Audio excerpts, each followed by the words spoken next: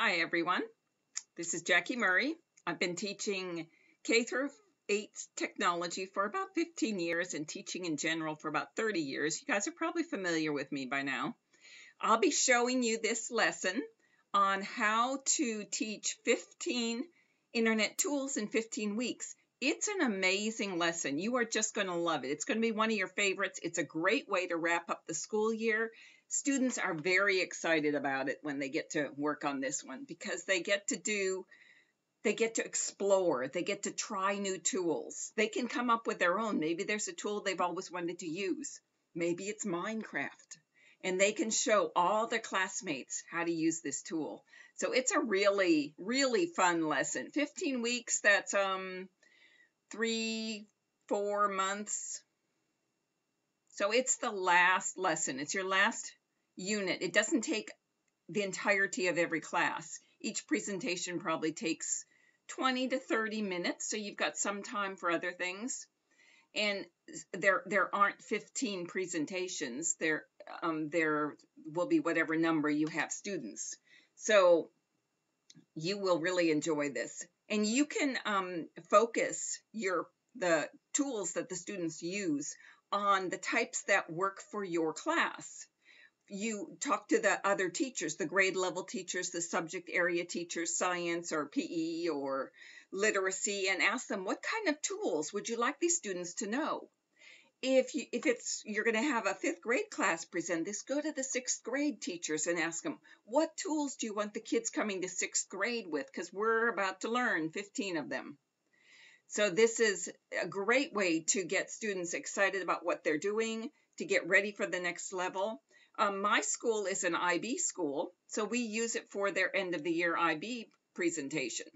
So it's a perfectly set up for them to really put their heads into exploring that topic and then presenting using an exciting tool to present it. Okay, so I introduced myself. All right.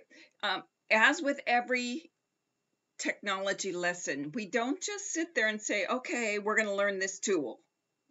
We just don't do that anymore. You incorporate all sorts of pieces. So technology supports all the other core subjects in the school. So you're going to be supporting vocabulary, academic and domain specific. You, as you're introducing this project to students, and as the students are teaching it to each other, are going to use the correct words. They're not going to use other words or point that bar down there. No, they're going to say taskbar. They're going to say icon. You push that. No, they're going to say double click on the icon. So that is part of what they have to always do, is use the correct vocabulary. By now in the school year, they're probably used to that because you've probably been telling them that all year long. This project is especially good. I say 3rd through 8th grade. It's more challenging for 3rd grade.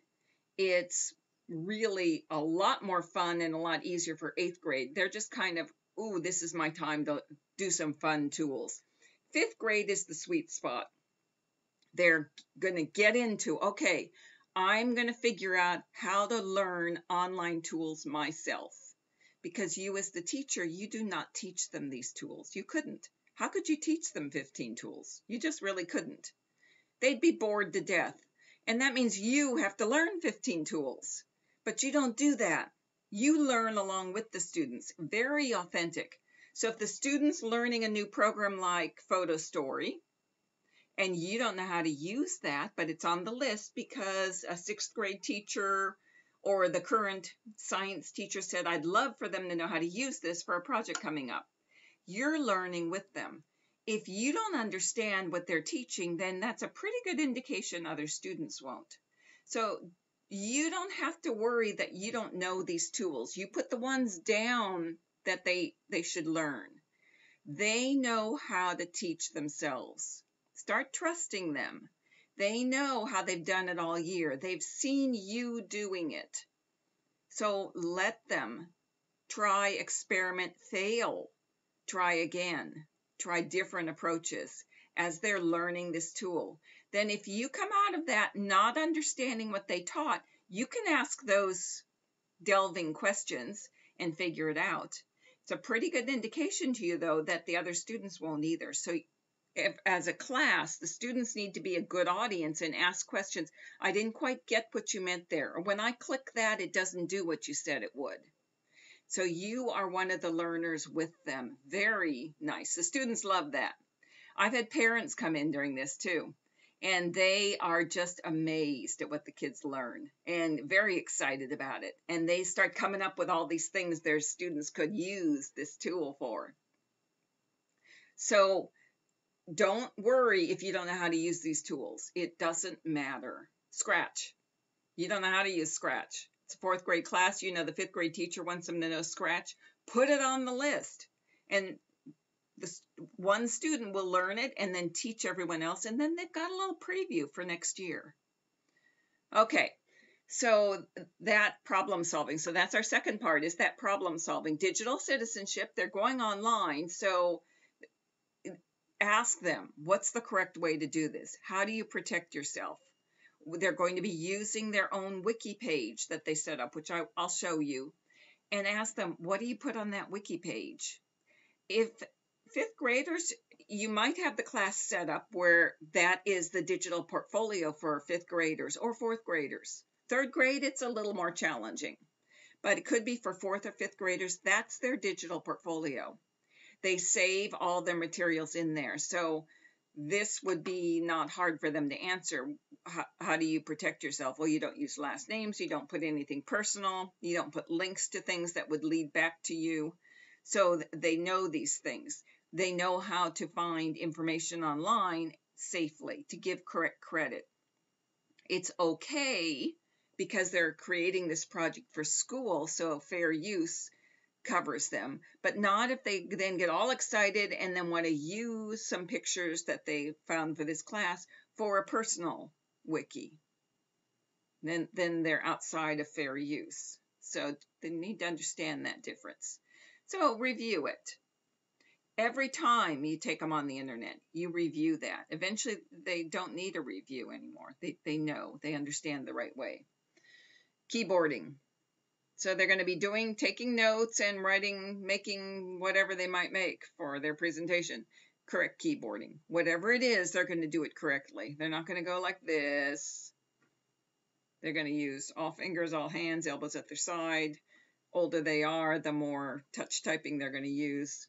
So you reinforce that as you're walking around. It's because they're researching themselves, they're preparing, they're working in their groups to get their presentation ready. You are going to watch, observe.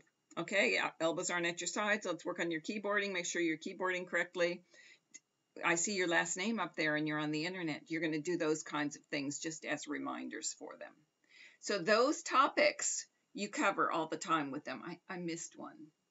Research built in here because that's what they're doing. They're researching. They're going to have to go to online sites to find how-to videos and watch how to do these things.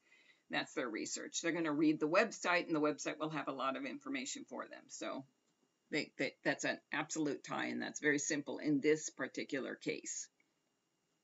So those parts of it you're going to do automatically with this. Okay, so how does this start? I start with their wiki page. We have a wiki, 5th grade, and it looks like this. It's 5th grade techclass.wikispaces.com. And I have the sidebar with all basic information. This is where we go for, this is what we do. This is where the students can find out what they did that week in class, if they missed class or if they forgot something or whatever happened. They're home, they forget what it was, they can look it up here. This is their virtual class. So I have all those sort of important tools over here in the left sidebar. Announcements, resources, student pages.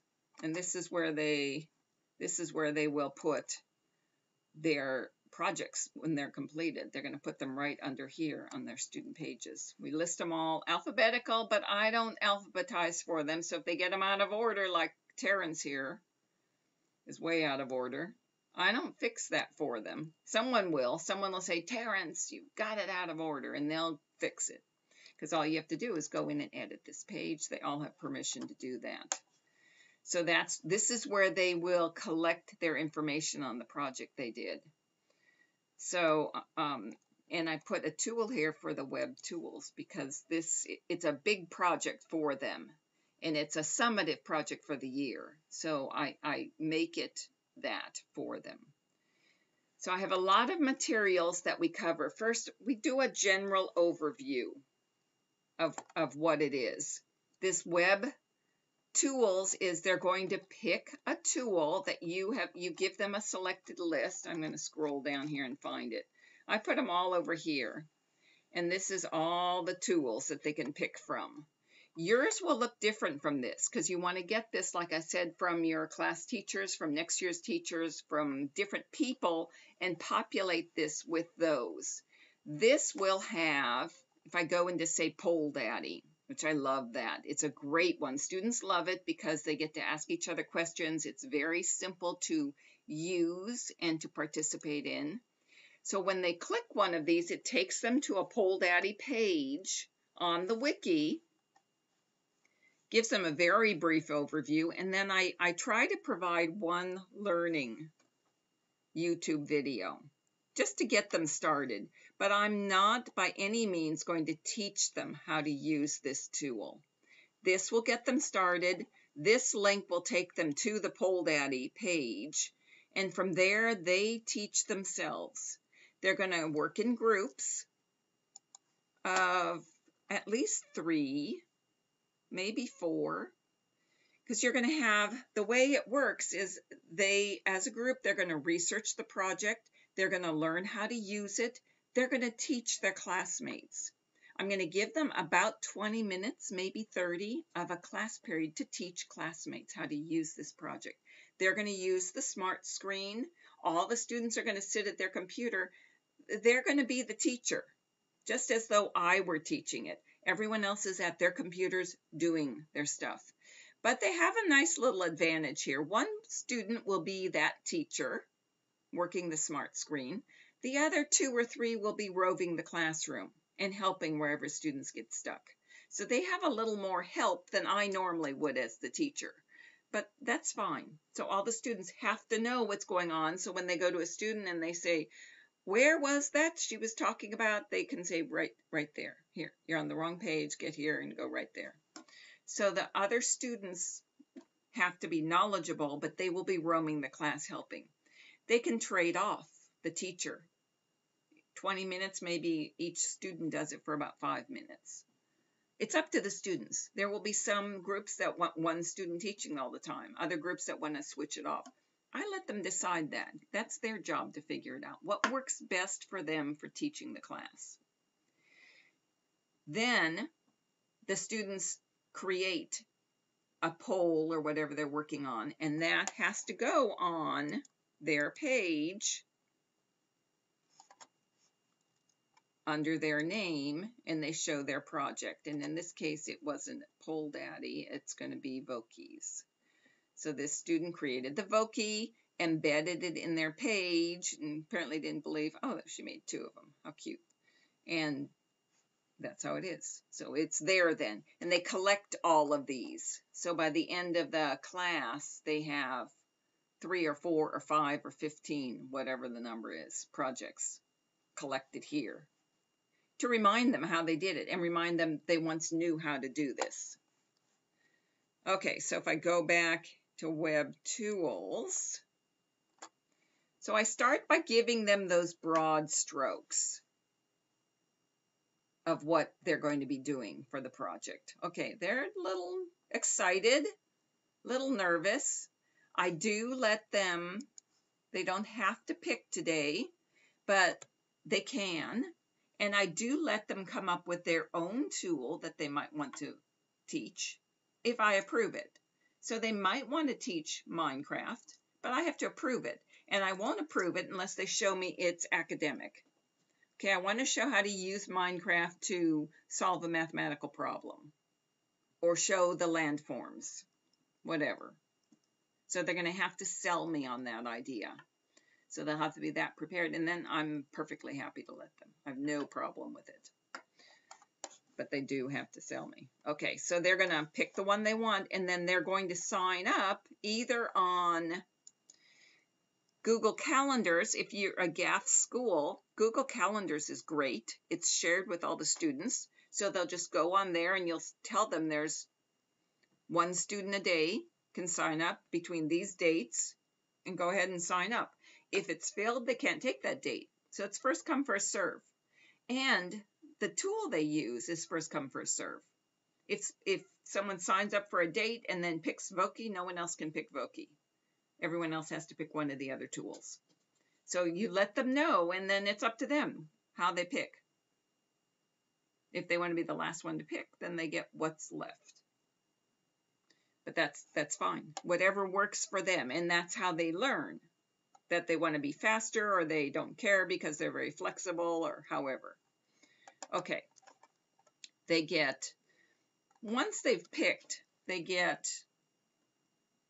probably only a week to prepare.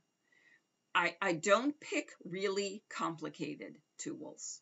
I don't want them to be that hard. I want them to be within the student's grasp, so they feel that they can accomplish this. They don't have to really study and research and call in all the experts. I want them to be able to sit and use the problem-solving strategies I've already taught them and use it.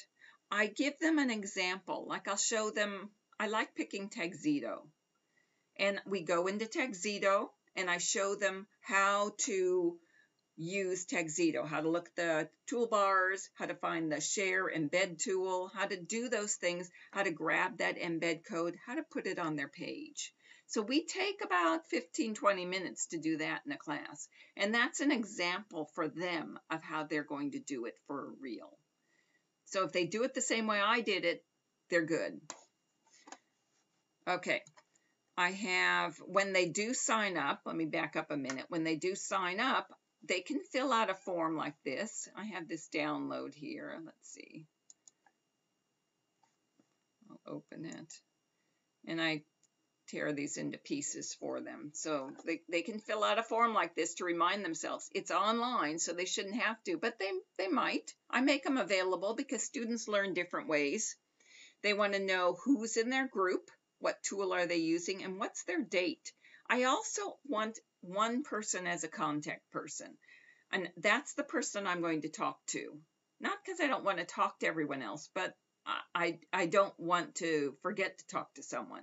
So I talk to the contact. One person is going to take that leadership role. So who is that? So they'll fill that out there. Okay. So that is filled out, and I have this right here. So if I forget or run out of forms, they can download it right here. Their guidelines I put right here. Their presentation is going to cover these things. They're going to tell the students how the selected tool communicates ideas. They're going to demonstrate how to use it. They're going to guide students in creating their own project.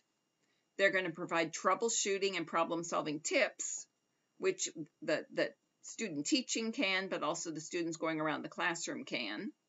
They're going to help students to embed their projects into their page under the student list. They're going to review what students should learn from this tool, and they're going to remind students how they might use it for their exhibition. And in our case, it was the exhibition for IB, but you'll have a different purpose. Remind students how they'll use it for 6th grade or whatever it is, but I want to see that academic tie-in. So that is part of the requirement. So those are the guidelines. I have a sheet here just as a summative, and I also include all of the topics here just so they have everything in one spot, and they can download that also. When they think they're ready, they want to go through this. Do they know how the tool works? Do they know how to troubleshoot it? Can they embed it? I've had some students who could do everything but that, and then they said, no, you can't embed this particular one. Well, of course you can. That might mean it's a screenshot, but of course you can put it on the wiki page. So they'll have to, or a screencast even, but they have to figure out how to embed it. So that's sometimes a challenge. That's all right though. We want them to think hard.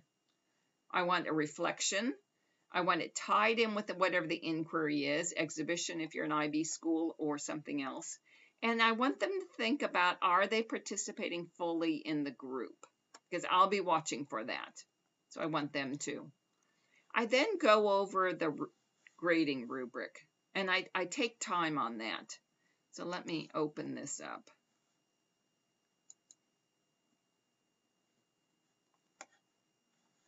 It's pretty small.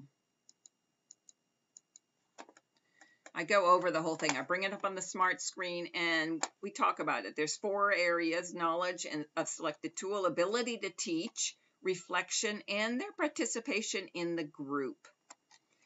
So knowledge is 8 points. So it shows a clear understanding of how to use the tool, terminology, and website. We go over all of this. We read it together. That gets a little dull, but I want them to stop me if there's academic vocabulary they don't understand. Terminology, they probably understand that in 5th grade, maybe not in 3rd grade. Teaching and problem solving, I want to see both of those. When applicable, can show class how to embed completed tool into class wiki page, knows what widget to use. I want them to think about that. That's exemplary. Well, developing an unsatisfactory, what happens? What would those terms be? Ability to teach students. So whoever the teacher is has the responsibility of being aware. They're talking to the students, but the students have blank looks or glazed looks, or they're giggling or talking to a neighbor. They're not learning. So that teacher has to adapt and get the students learning. I want to see that. It's graded as a group grade. So if the group realizes their teacher isn't doing such a good job, they need to be ready to swap it out and make that happen.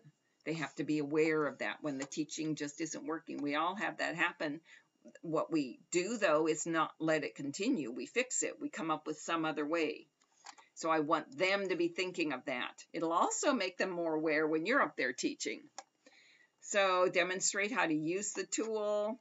Authentic, make it authentic, personal. Be enthusiastic as a teacher.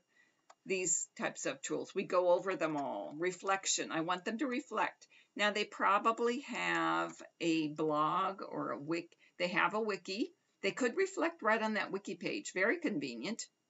You might have them reflect on the blog. You might do it on your Twitter stream. Have them use a hashtag, Web 2.0 tools, and then everyone make a comment.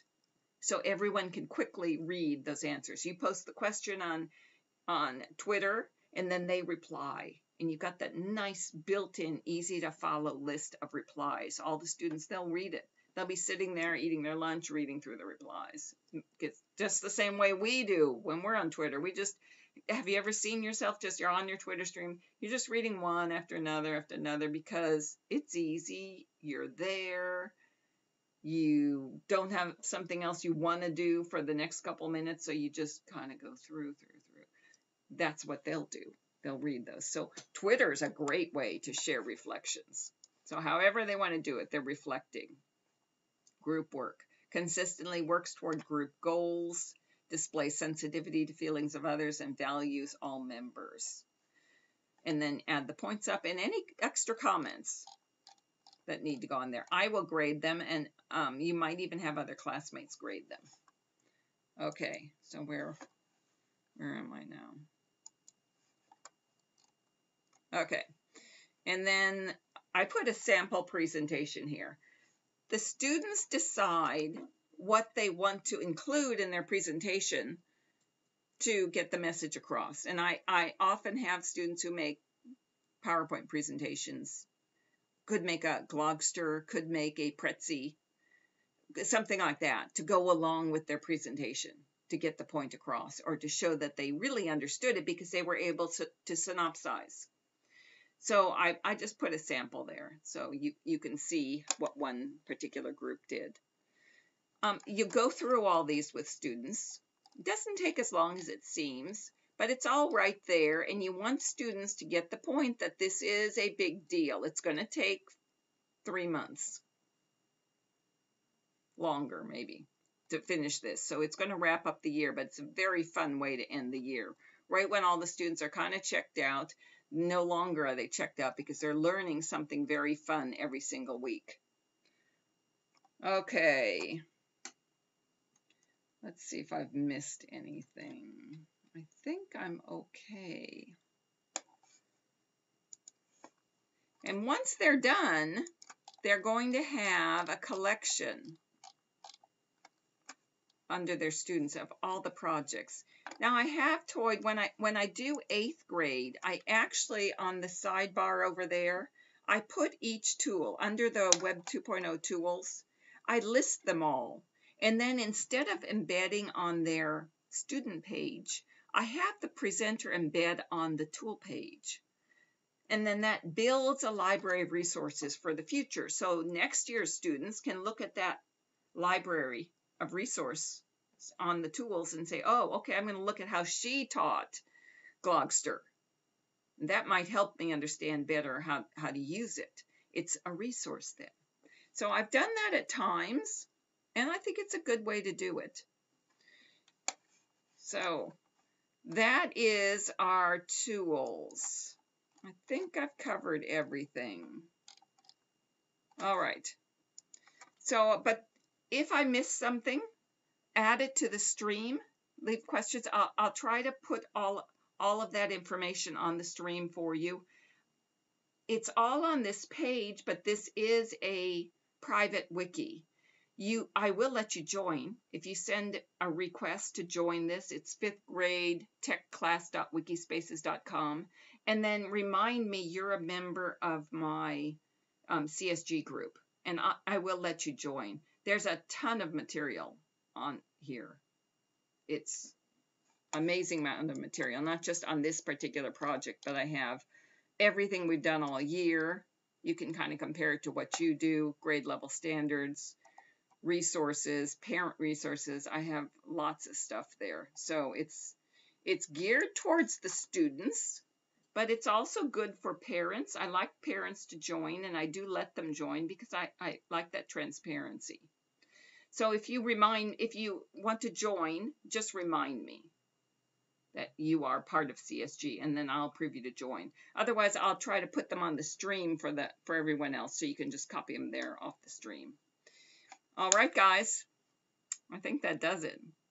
I really hope you enjoy this project. This is just a great way to wrap the year up. It's March. You'd want to be planning to get it started pretty soon, and you will be the star of the school with your students when you do this sort of project.